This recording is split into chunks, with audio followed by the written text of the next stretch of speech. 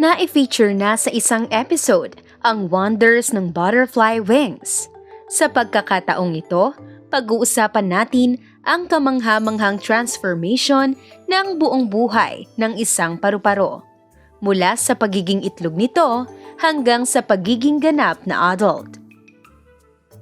Ang mga paru-paro ay kabilang sa kategoryang insekto na nasa order na Lepidoptera. Katulad ng mga moth, bees, cockroaches, flies, dragonflies at ants. Ang mga butterflies ay mayroong 6 na mga paa. May 3 bahagi ang katawan, ang head, ang thorax, at ang abdomen. At nag-undergo sila ng complete metamorphosis. Hindi katulad ng ibang mga hayop. Unique sa mga insects, ang katangiang dumadaan sa proseso ng complete metamorphosis or ang proseso ng pagbabago physically. At ang kumpletong prosesong ito ay may 4 na bahagi o stages. Sa case ng mga insekto, ito ang egg, ang larva, ang pupa, at ang adult stages. Kapag naipangitlog na ang mga magiging butterflies, kinakailangan nito ng 3 to 7 days para mag-hatch into a larva. Nakadepende sa species ng butterfly ang pangangailangang araw para maging larva na ang ito. Pero ang pinaka-average ay 4 to 5 days. Pero may species na 2 or 3 days lang ay napisa na. Kung nahatch na ang itlog, nasa larva stage na ang paru-paro. Usually, tinatawag itong caterpillar. At approximately 2 to 4 days siyang mananatiling larva. Sa stage na ito, rapid growth ang na-experience ng caterpillar. An increase of its body mass could be 1,000 times at makailang beses itong nagsished ng balat habang lumalaki ito. At magiging pupa na ang caterpillar na chrysalis ang tawag. Isa itong mala-transparent na nakabalot sa caterpillar. Sa loob ng chrysalis, nangyayari ang kumpletong transformation.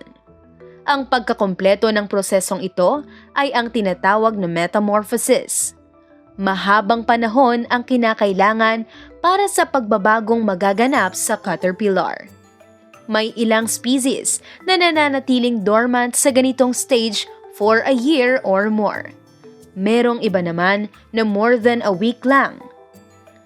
Ang monarch butterfly typically has a pupal stage of about 10 to 12 days.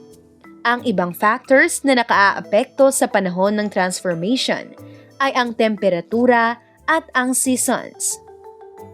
Warmer climates usually speed up the process, and cooler temperature slows it down. Pagkalabas ng paru-paro sa chrysalis, malambot pa ang mga pakpak nito at kulukulubot. Ipinapump niya ang kanyang body fluid sa mga ugat nito para may expand ang pakpak. Madali na lang itong matuyo sa ilang oras, saka na makalilipad ang butterfly. Pati ang pagkaing pangangailangan ay nagbago rin. Hindi gaya ng caterpillar pa na ang kinakain ay mga dahon at nginunguya ito.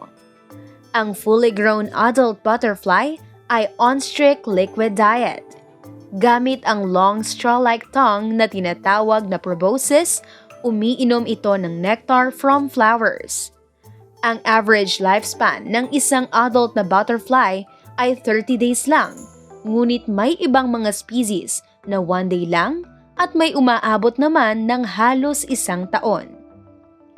May ibang mga migratory butterflies tulad ng monarch na nakaaabot ng 9 na buwan ang adult life.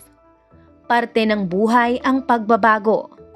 Kasama ito sa disenyo ng paglikha sa mundo. Ipinakita ng buhay ng mga paru-paro na ang pagbabago ay dapat para sa ikagaganda nito. Change for the better, ika nga. At hindi ito instant. Proseso ang pagbabago. Ang kamangha-manghang transformation na pinagdadaanan ng mga butterflies ay mga kailangang pagbabago para maabot nito ang sukdulang antas kung paano siya malayuning ginawa ng may likha. Minsan, kinakailangan ang sapat na oras at panahon para ganap na mamalas ang kagandahan ng kaniyang wonders of creation.